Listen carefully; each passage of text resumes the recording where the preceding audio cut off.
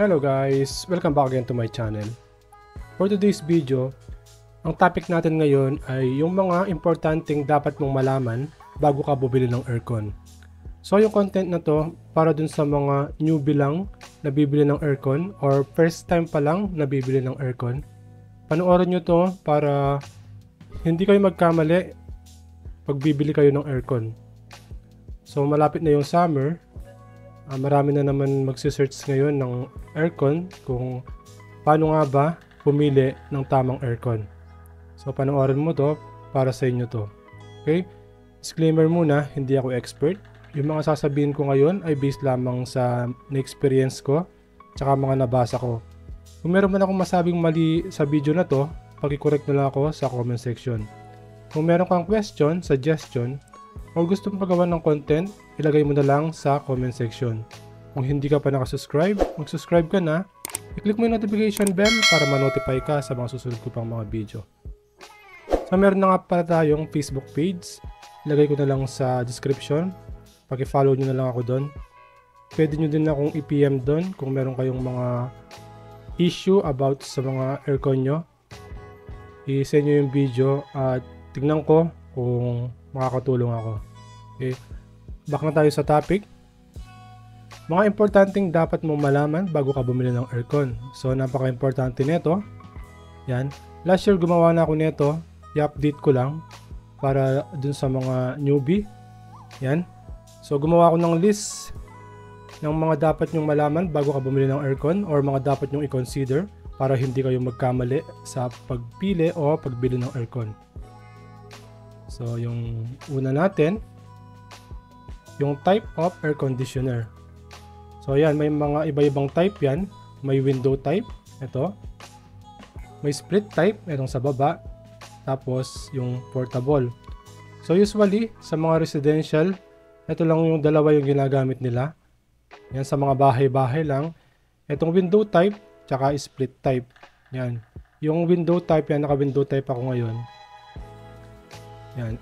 So, pipili ka ngayon kung ano yung gusto mo. Kung gusto mo bang mag-window type or kung gusto mo bang mag-split type. Yan. Tingnan mo din yung room mo kung balak mong mag-window type kung meron pang lugar itong window type kasi sa window type kailangan mong magbutas. So baka wala lang yung space dyan sa room mo na pwedeng magbutas para ilagay itong window type. Kapag wala, ang solusyon dyan, mag-split type ka. Kasi sa split type, maliit na butas lang yung gagawin nila para ilusot yung mga wire tsaka yung mga coil. Okay? So, yan. Tignan mo ngayon yung room mo kung merong lugar, itong dalawang to. So, ngayon, kung nakita mo sa room mo na meron naman lugar itong dalawang to, merong lugar yung window type tsaka yung split type. Ngayon, mamimili ka na lang kung alin yung type mo na itsura. So ang sabi nila, yung split type, more on aesthetic siya, mas magandang tignan compare sa window type. Pero merong advantage yan tsaka mga disadvantage yung dalawang to. May advantage tong window type, tapos meron din disadvantage, meron din advantage itong split type, tapos meron din disadvantage. So meron na akong video niyan kung ano yung disadvantage ng window type tsaka disadvantage ng split type. Pagkatignan na lang sa mga videos ko dyan sa channel ko para hindi tayo tumagal. So next na tayo. After mong pumili kung anong type ng aircon, yung mga meron pang iba-ibang type yan guys. Itong tatlong to, ito lang yung pinakita ko sa inyo kasi ito yung mga usually na ginagamit sa residential area dito sa Pilipinas. Kasi yung ibang type ng aircon ay ginagamit na sa mga business. Yung nakikita nyong malalaki, yung sa mga Jollibee. Yun. Huwag na natin isama yun, okay? Sa mga business yun. Yung mga malalaking ganun. Tsaka meron pang nasa ceiling, sa kisame, yan, nilalagay. So ito, dito na lang tayo mag-focus dito sa dalawa. Yung window type tsaka split type. After mong pumili kung anong type ng aircon, pipili ka ngayon kung inverter ba or non-inverter. So yung inverter, ito yung matipid. Yan, matipid yan sa kuryente. Yan yung mga bago ngayon or usually na nilalabas ng mga aircon company. Halos inverter na ngayon. Bihira na lang yung non-inverter. Pero mag-ingat lang sa pagbili guys ha. Kasi sa online, maraming kumakalat na inverter class tsaka inverter grade. Baka malito kayo. Yung inverter class tsaka inverter grade, hindi mga inverter yon ha. Ginamit lang nila yung word na inverter para pang market nila. Kasi nga, yung sikat ngayon na inverter, yung mga sikat ngayon ay mga inverter kasi matitipid sa kuryente.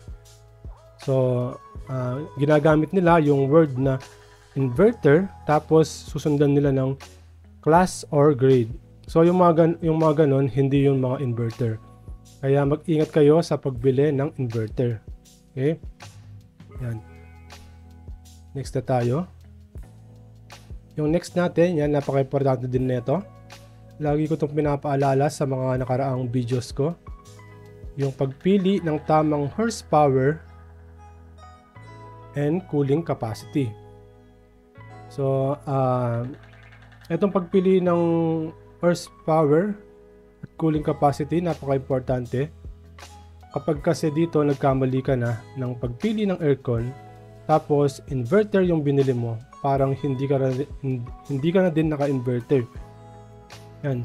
Dapat swak yung horsepower na mapipili mo dyan sa room mo. So, paano mo nga ba malalaman kung ano yung swak na horsepower sa room mo? So, sukatin mo yung room mo. Tapos, tignan mo or isipin mo kung ano yung mga heat load sa room mo. Ano nga ba yung mga tinatawag na heat load? Ito yung mga bagay na nagpo-produce ng init sa loob ng room mo.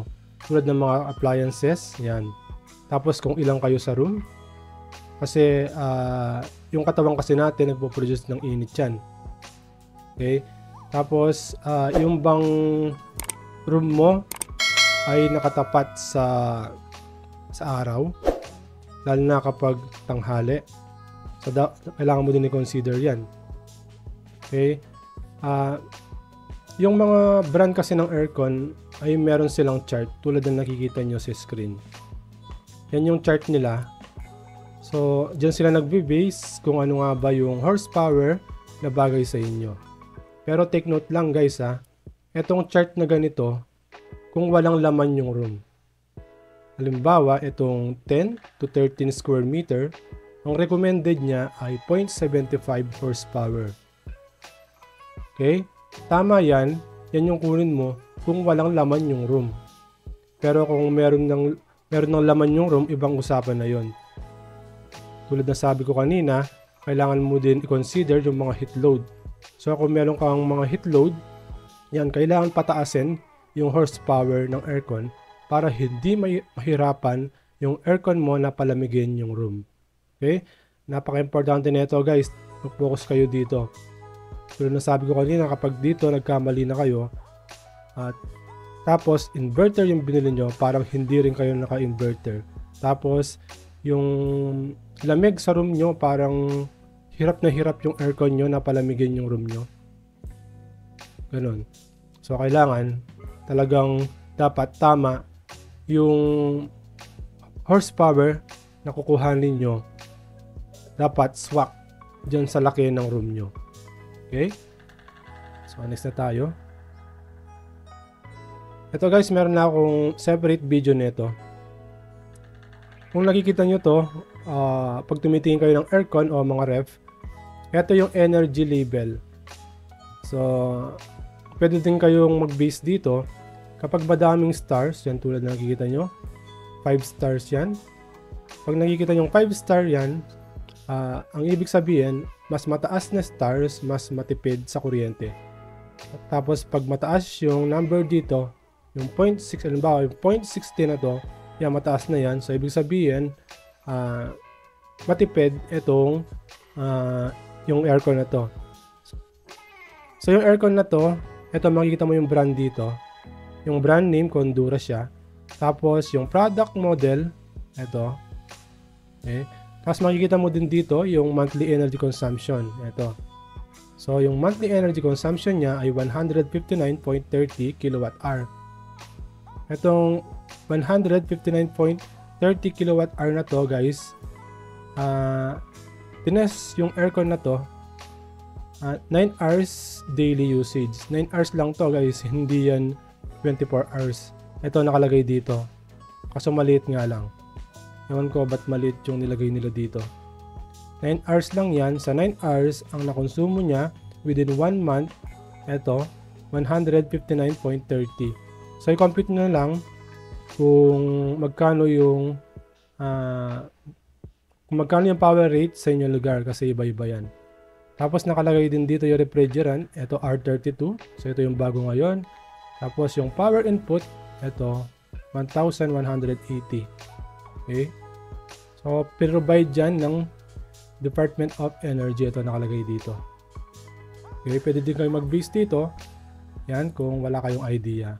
Tulad na sabi ko, mataas na stars, mas matipid. Mas mataas yung number dito, mas matipid. Okay? So, next na tayo. Installation requirements. Yan.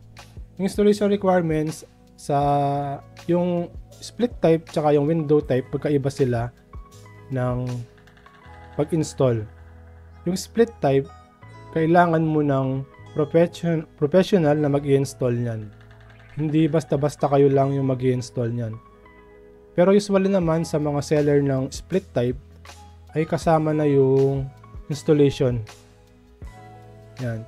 So napaka-importante na magaling dapat yung mag-i-install ng split type nyo. Kasi yung iba, dyan sila nagkakamali. Tapos ang sinisisi nila ay yung mismong brand ng aircon na kesyo pangit daw, tumutulo daw. So kapag ganun yung nangyari, minsan nasa pag-i-install yung problema. So kailangan pag bibili kayo ng aircon, as much as possible, pumili kayo ng seller, yung mga authorized dealer. Yan. Okay? So yung pag-install ng split type ay dapat professional na mag-i-install niyan. Tapos dito naman sa window type, kahit kayo lang pwede mag-install niyan kung meron ka ng butas sa kwarto mo o kung saan mo man ilalagay itong aircon. Mas madali yung pag-install ng window type compare sa split type. Yung window type kasi sasalpak mo lang. Tulad nung sa amin, kabila yung nag-install nung window type namin. Okay? So tulad ng sabi ko, usually sa mga seller, kasama na yung installation nitong split type. Pero linawin nyo pa rin linawin nyo pa rin kung kasama yung installation. Okay, next na tayo. Yung noise level. So yung noise level naman, yung window type tsaka yung split type, kung i-compare natin yung dalawa, mas tahimik yung split type. Kasi yung split type, magkahiwalay yung compressor nila. Yung compressor kasi ng split type ay nasa labas. Okay, tapos iba yung indoor. Okay? Magbubutas lang sila tapos ilalabas nila doon yung coil tsaka yung wire. So, yung outdoor nung split type ay malayo dun sa indoor ng aircon. Okay? Kaya mas tahimik yung split type compare sa window type. Yung window type kasi isang box lang yon, tapos nandun na lahat ng parts. Nandun na yung compressor. Kaya kapag umandar or nag-throttle yung compressor, talagang maingay. Pero yung mga inverter ngayon, hindi na ganun kaingay compared dun sa mga non-inverter.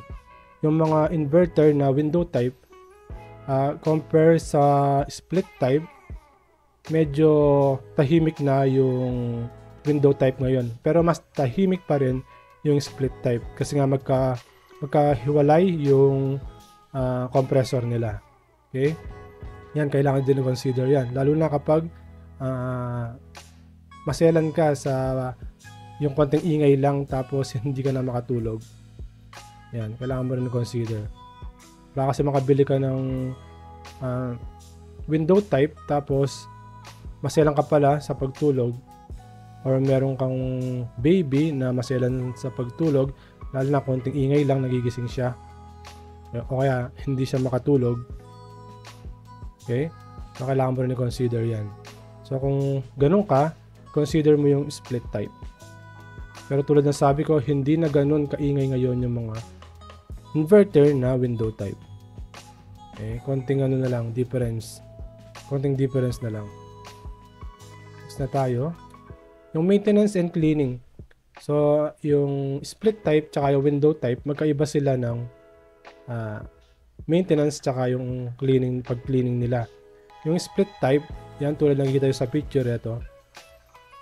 Nililinis nila mismo yan kung saan naka-install sa room nyo. Maglalagay lang sila ng plastic ito para kapag in-sprayan nila ng tubig, doon babagsak yung tubig. Sa mismong room nyo, doon nila lilinisin. Mas mahal yung pagpapakleaning ng split type compare sa window type kasi nga dalawa yung i-cleaning nila. Yung indoor tsaka yung outdoor. Okay? Dito naman sa window type, yan, alisin lang nila kung saan nakalagay, ilalabas nila yan. Ilalabas nila, tapos bubuksan nila at i-sprayan lang nila ng tubig. Yan, tulad ng nakikita nyo sa picture. Mas mahal yung pagpapakleaning ng split type compare sa window type. Ang pagkakaalam ko, yung pagpapakleaning ng split type ay nasa 1.5 to 1.2. Yan, sa window type naman, kasi ako nagpapakleaning ako, binabayad ko ay 800. Okay? So yan, kailangan nyo din consider yan. Yung dalawang yan, kasi magkaiba yung cleaning nila tsaka yung maintenance nila. Mas madaling i-maintain yung window type compare sa split type. Okay?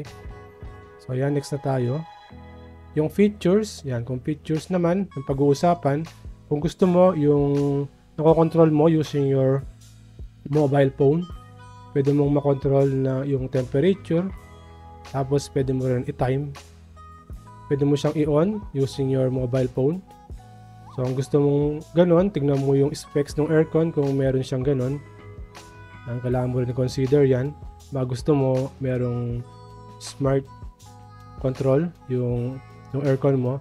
So, kung meron ka lang nabiling aircon tapos gusto mo ganun pa rin, yung pwede mo makontrol using your mobile phone, meron naman nabibili na smart plug. Yan. So, yung mga recommended ko na smart plug na pwede mong makontrol yung using your mobile phone, ilagay ko na lang sa description. Tignan nyo na lang yung link dyan sa mga gustong bumili. Okay? Huwag kayong basta-basta gagamit ng mga plug na ganun. Dapat yung gamitin nyo ay recommended talaga or exclusive para sa mga aircon. Okay? Baka magkasunog pa at masira pa yung aircon nyo. Okay? Ang kagandahan kasi ng mga ganito na pwede mong makontrol using your mobile phone. Halimbawa, nasa biyahe ka pa lang, pauwi ka pa lang ng bahay, tapos gusto mo, pag uwi mo ay malamig na yung room mo, pwede mo siyang i-on. Okay? Kahit na malayo ka. Kasi sa akin ganun. Okay? Yan. Kung gusto mo lang ganyan, consider mo, tignan mo yung specs ng aircon kung meron siyang ganyan. Okay. So, next na tayo, yung warranty. So, yung warranty, napaka-importante din nito. Kailangan mong alamin sa pagbibilhan mo ng aircon kung ano nga ba yung warranty. Kasi, kapag bili mo ng aircon, tapos baka ilang araw lang magka-problema yan, kung walang warranty, mapapagastos ka na naman. So usually sa mga aircon, yung warranty nila nasa 1 year yung parts and service, tapos yung compressor ay nasa 5 to 10 years warranty yung compressor. Pero tulad ng sabi ko, kailangan as much as possible bumili kayo dun sa mga authorized dealer para hindi kayo mahirapan sa pag-claim ng warranty. Kasi meron ako nabasa, bumili siya online, tapos after ma-install ng aircon niya, ilang araw lang nagka-problema. Tapos kinokontak daw niya or tinetext niya yung mismong seller, hindi na niya makontak. Kaya yun, kailangan niya ng maghanap ng ibang technician ng aircon para gawin yung aircon niya. Ayun, magpapagastos na naman siya. Okay, pero kung authorized dealer yan, hindi mahirap hanapin yan kung magka-problema man yung aircon mo. Okay? So yung last natin, yung budget. Yan, kailangan mo din i-consider yung budget mo kung kaya mo bang bumili ng inverter. Okay? Kung meron ka rin pera, kung suggest ko, bumili ka na ng inverter. Kasi yung inverter, tipid sa kuryente yan. Okay? Yun nga lang, mas mahal compare sa non-inverter. Yung lumalabas ngayon ng mga aircon, halos inverter na. Kasi ngayon yung mabili ngayon. Yun yung hinahanap ng mga consumer dahil nga matipid sa kuryente. Dahil na ngayon magsa-summer, mapapatagal na naman yung paggamit mo ng aircon. So, okay, kung meron kang budget, tulad na sabi ko, consider mo na yung inverter. Yan. Okay? Okay, sana nakatulong tong video na to sa mga newbie. So kung meron man kayong gustong idagdag pa, ilagay na lang sa comment section. Kung meron ako nasabing mali dito sa video na to, pag-correct na lang ako sa comment section. Kung meron kang question, suggestion, or gusto pagawa ng content, ilagay mo na lang sa comment section. Kung hindi ka pa nakasubscribe, mag-subscribe ka na. I-click mo yung notification bell para ma-notify ka sa mga susunod ko pang mga videos. Maraming salamat sa panonood. Maraming salamat sa mga nag-subscribe. So, yung Facebook page natin, ilagay ko sa description. Okay guys, maraming salamat sa panonood. Kita-kita ulit tayo sa susunod ko pang mga videos. Bye!